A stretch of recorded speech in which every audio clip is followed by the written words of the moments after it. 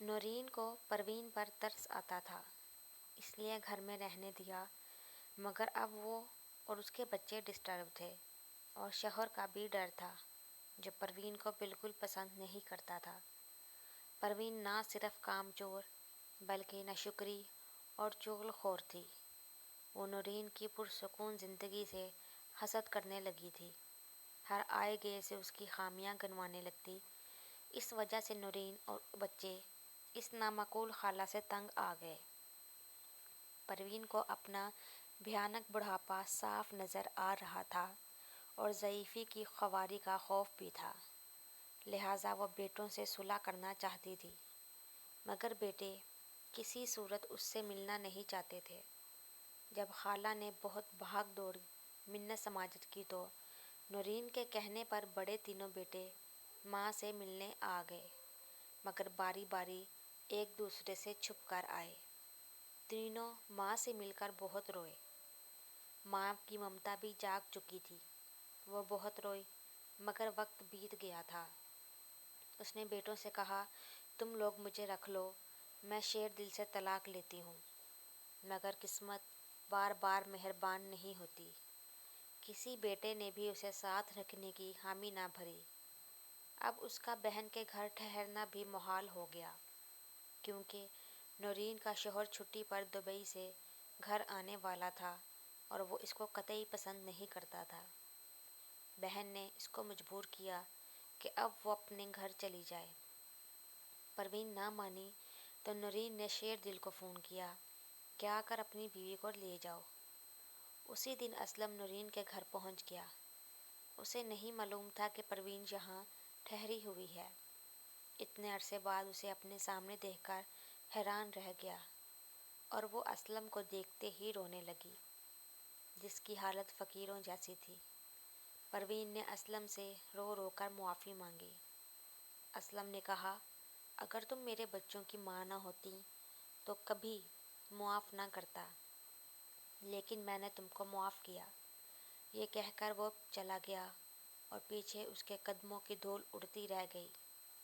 اسی شام شیر دل پروین کو لینے آ گیا اور وہ بہن کے دباؤ کے باعث اس کے ساتھ جانے سے انکار نہ کر سکی۔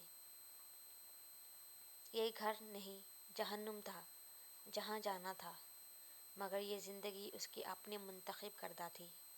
اتنی آسائشیں چھوڑ کر، اتنا چاہنے والا شوہر چھوڑ کر اس جہنم میں جانا اس کا اپنا انتخاب تھا۔ رخصت ہوتے وقت پروین کے آنسو نہیں رک رہے تھے اور وہ بار بار پلٹ کر دیکھ رہی تھی، جانتی تھی کہ شیر دل اب اسے قید کر دے گا، اور یہی ہوا۔ اس روز کے بعد شیر دل نے کبھی اسے لاہور نہیں آنے دیا اور گھر میں قید کر دیا۔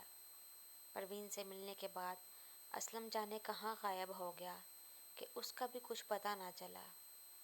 پروین کی غلطی کے باعث دونوں ہی ایک دردناک انجام سے دوچار ہو گئے تھے۔ اسلم نے باقی زندگی خانہ بدوشی میں گزار دی۔ پروین کے بیٹوں نے شہر بدل لیا، پچھلے سارے حوالے ختم کر دیے، مگر یہ زخم کبھی نہ بھر سکا۔ وقت کا کیا ہے، گزر جاتا ہے، مگر نادان لوگوں کے لیے صرف پچھتاوے چھوڑ جاتا ہے۔ کچھ عرصہ بعد پتہ چلا کہ اسلم بہت بیمار ہے اور ہسپتال میں داخل ہے۔ یہ فون ایک واقف کار نے ہسپتال سے کیا تھا جہاں وہ کام کرتا تھا، اور اسی ہسپتال میں اسلم داخل تھا۔ فون ملتے ہی نورین ہسپتال گئی اور بھانجوں کو بھی لے گئی۔ بیٹے باپ کو دیکھ کر دیوانہ وار سایہ فگن ہوئے اور پانچوں نے اس پر چھاؤں کر دی۔ وہ تقریباً ایک ماہ زندگی اور موت کی کشمکش میں ہسپتال میں رہا۔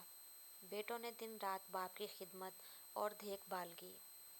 مرنے سے ایک دن پہلے اسلم نے کافی باتیں کی۔ اس کی زبان پر پروین کا نام بار بار آ جاتا تھا۔ اسے بڑی فکر تھی کہ جانے وہ کس حال میں جی رہی ہے۔ بیٹوں کو تلقین کی کہ اگر تمہاری ماں کبھی تمہارے در پر آ جائے تو اس کے لیے گھر کے دروازے کھول دینا اور کبھی اسے دھتکارنا نہیں، کیونکہ ماں جیسی بھی ہو، اس کا اولاد پر حق ختم نہیں ہوتا۔ یہ ہدایت دیتے ہوئے وہ نیک آدمی اس جہاں سے رخصت ہو گیا۔ باپ کی ہدایت پر عمل کرتے ہوئے وہ ماں سے چھپ کر بات کر لیتے ہیں۔